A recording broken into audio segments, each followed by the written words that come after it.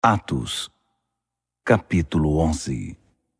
A notícia espalhou-se rapidamente, e não demorou muito para que os líderes e os cristãos de Jerusalém soubessem do ocorrido. Eles foram informados de que alguns estrangeiros não-judeus agora eram parte da comunidade. Quando Pedro voltou para Jerusalém, alguns de seus antigos companheiros, preocupados com a questão da circuncisão, vieram censurá-lo. O que você pensa que está fazendo, envolvendo-se com essa gente, comendo o que é proibido e arruinando nossa reputação?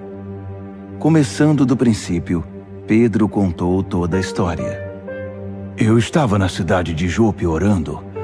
Entrei em êxtase espiritual e tive uma visão. Um lençol imenso, sustentado por cordas nas 4 pontas, desceu do céu e parou no chão, bem na minha frente.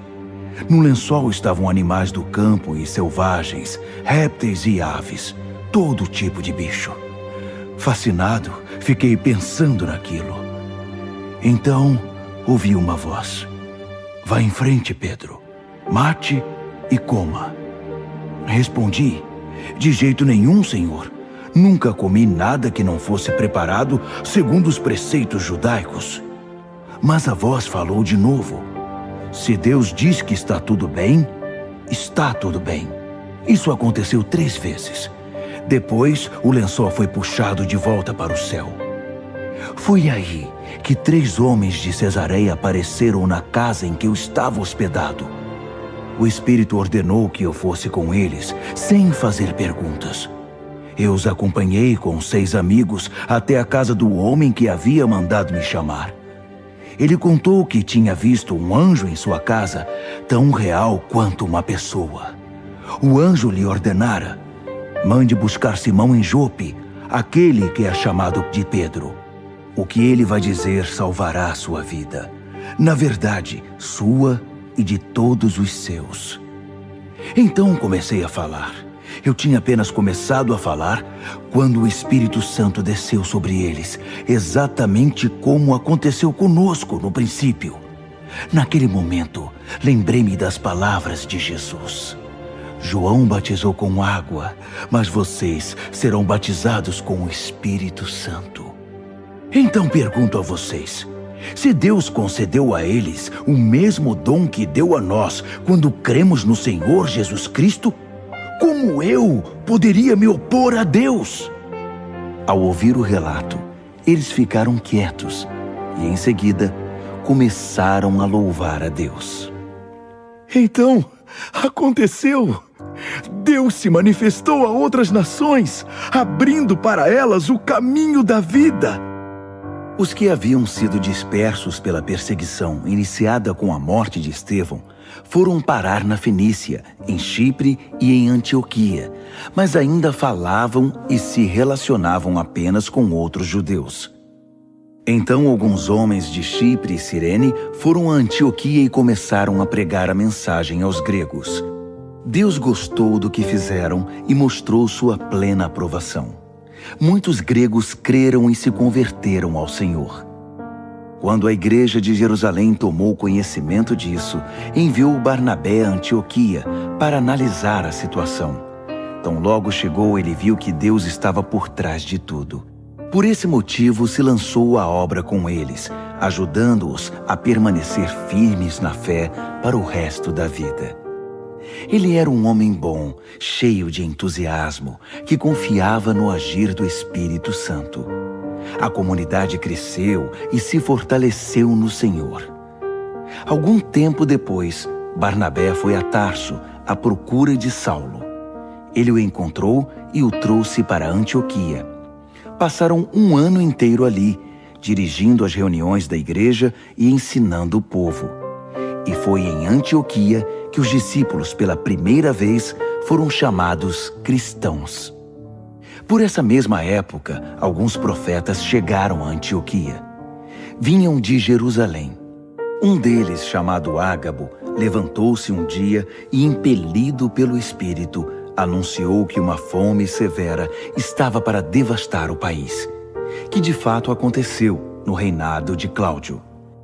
Então, os discípulos decidiram enviar cada um o que pudesse para ajudar os cristãos da Judéia. Coube a Barnabé e Saulo a tarefa de entregar a oferta aos líderes em Jerusalém. Atos, capítulo 12. Foi nesse meio tempo que o rei Herodes pôs na cabeça a ideia de perseguir alguns membros da igreja. Mandou assassinar Tiago, irmão de João, e quando viu que isso fez subir sua popularidade entre os judeus, ordenou a prisão de Pedro. Tudo isso durante a semana da Páscoa. O apóstolo ficou na cadeia, vigiado por 4 grupos de 4 soldados. O rei planejava deixar que o povo o linchasse depois da Páscoa. Durante todo o tempo em que Pedro esteve sob severa vigilância na cadeia, a igreja orou fervorosamente por ele. O dia em que Herodes havia marcado para a morte de Pedro estava chegando. Naquela noite, guardado por 2 soldados, um de cada lado, Pedro dormia como um bebê. Havia ainda guardas na porta, vigiando o lugar. Herodes não queria correr riscos. De repente, apareceu um anjo ao lado do prisioneiro e uma luz inundou a cela. O anjo acordou Pedro. Depressa! As algemas caíram dos pulsos do apóstolo e o anjo ordenou: vista-se, calce os sapatos. Pedro obedeceu. O anjo disse ainda: vista o casaco e vamos sair daqui. Pedro o seguiu, mas não acreditava que tudo aquilo fosse verdade. Achou apenas que estava sonhando. Depois de passar por 2 grupos de guardas, eles chegaram ao portão de ferro que conduzia à cidade, que se abriu automaticamente. Eles chegaram à rua sem nenhum impedimento. Na primeira esquina, o anjo o deixou e seguiu seu caminho. Foi quando Pedro percebeu que não estava sonhando. Não posso acreditar. Isto é real. O Senhor enviou seu anjo e me livrou das garras de Herodes e do espetáculo que a multidão judaica esperava. Ainda sacudindo a cabeça, maravilhado, ele foi para a casa de Maria, mãe de João. A casa estava cheia de amigos que oravam. Quando bateu a porta no pátio, uma jovem chamada Rode veio atender. Mas quando ela reconheceu a voz de Pedro, ficou tão alegre e ansiosa que correu para contar a novidade a todos, esquecendo-se de abrir a porta e deixando-o na rua. Mas eles recusaram-se a acreditar na palavra dela. Você perdeu o juízo? Disseram. Mas ela insistia em sua história. Ainda céticos, começaram a dar asas à imaginação. Deve ser o anjo dele. Durante todo esse tempo, o pobre Pedro ficou na rua, batendo a porta. Finalmente abriram a porta e quando viram que era ele mesmo, não sabiam o que dizer. Pedro os acalmou com um gesto. Depois de contar como o Senhor o havia tirado da cadeia, pediu: digam a Tiago e aos irmãos o que aconteceu. Em seguida, retirou-se dali. Ao raiar do dia, a cadeia estava em polvorosa. Onde está Pedro? O que aconteceu com ele? Queriam saber. Herodes mandou que trouxessem Pedro, e como ninguém sabia onde ele estava, nem conseguia explicar o que havia acontecido, os guardas é que foram executados. Cortem a cabeça deles! Ordenou. Cansado da Judéia e dos judeus, Herodes foi de férias para Cesareia. As coisas não iam mesmo bem para Herodes. O povo de Tiro e Sidom fazia oposição a ele, mas pediram a Blasto, braço direito do rei, uma audiência com Herodes. Uma delegação tentaria, de boa vontade, acertar a situação. O motivo é que dependiam da Judéia, porque vinha dessa província seu suprimento de comida, e a situação estava se tornando insustentável. No dia combinado, Herodes, vestido a rigor, tomou seu lugar no trono e os encantou com seu linguajar pomposo e vazio.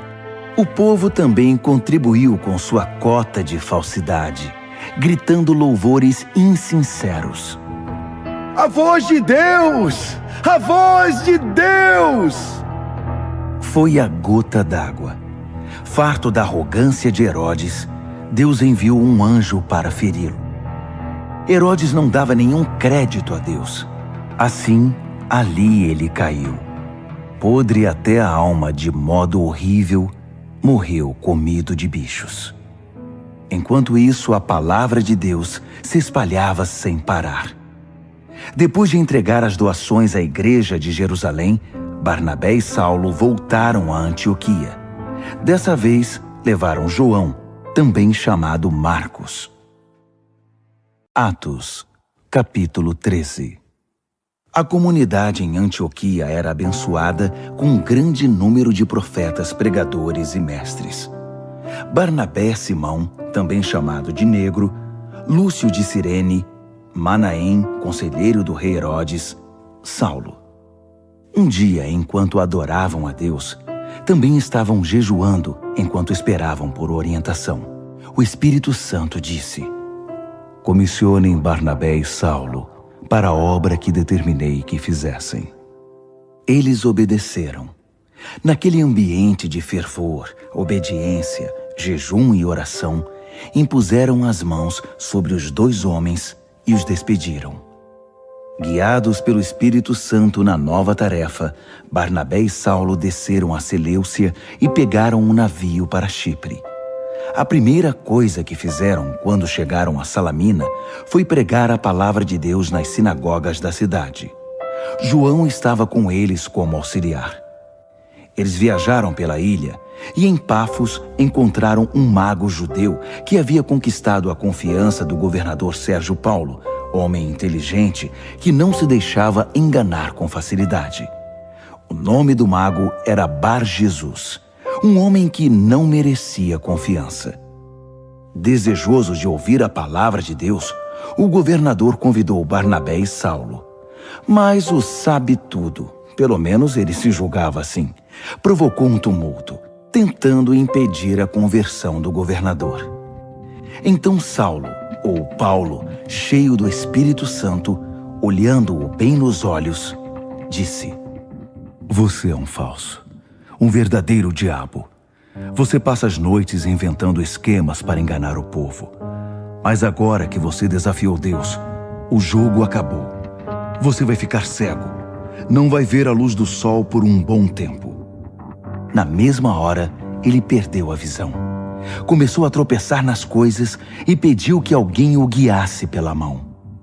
Diante de tudo isso, o governador tornou-se cristão, muito impressionado com tudo que era dito a respeito do Senhor.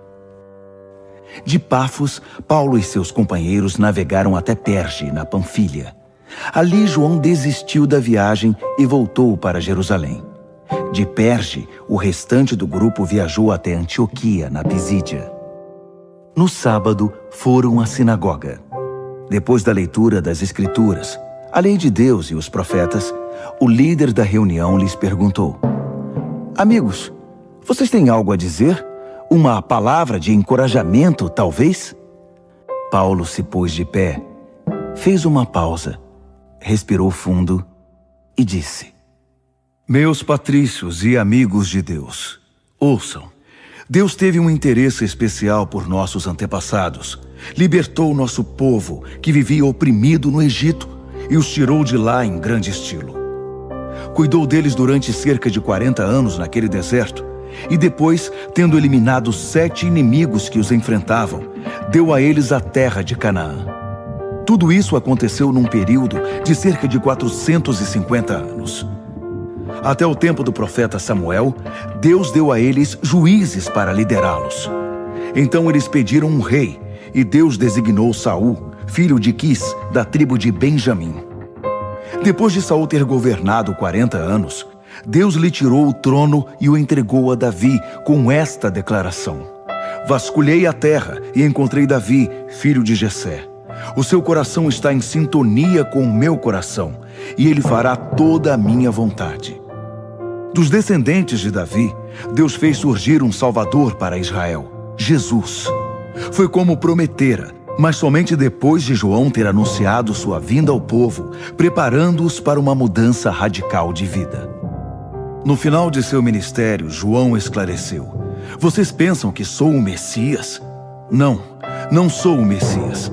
Mas aquele que vocês aguardaram todos esses anos está para chegar, e eu estou prestes a sair de cena. Prezados irmãos e irmãs, filhos de Abraão e amigos de Deus, essa mensagem de salvação foi enviada exatamente a vocês. O povo e os líderes de Jerusalém não o reconheceram como Messias e o condenaram à morte. Mesmo sem encontrar um bom motivo, exigiram que Pilatos o executasse. Eles fizeram apenas o que os profetas disseram que fariam, mas não tinham ideia de que estavam seguindo ao pé da letra o que os profetas haviam previsto, embora os escritos desses profetas fossem lidos todos os sábados nas sinagogas que eles frequentavam.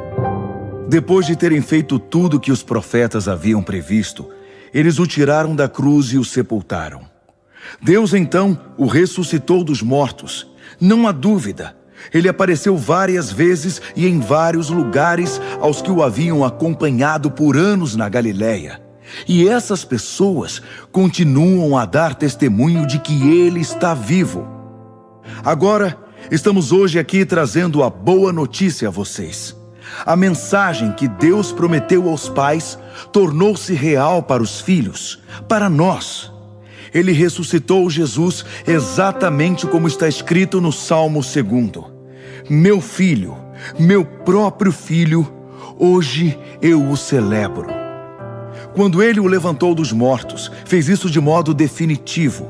Ele não vai voltar a morrer e se decompor, porque Isaías afirmou: vou dar a todos vocês as bênçãos prometidas a Davi. Essa é também a oração do salmista. Tu não vais deixar que teu santo se decomponha e apodreça. Depois de cumprir a missão para a qual Deus o designou, Davi morreu e está sepultado há muito tempo, e seu corpo se decompôs. Mas aquele que Deus ressuscitou não se decompôs.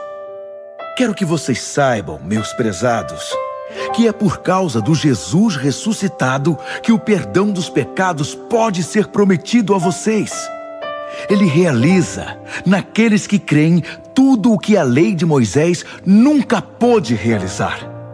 Mas qualquer um que crê no Jesus ressuscitado é declarado bom e justo diante de Deus. Não façam pouco caso do que estou dizendo. Não queiram que a palavra do profeta se aplique a vocês. Cuidado, cínicos. Olhem bem. Observem o mundo de vocês se despedaçar.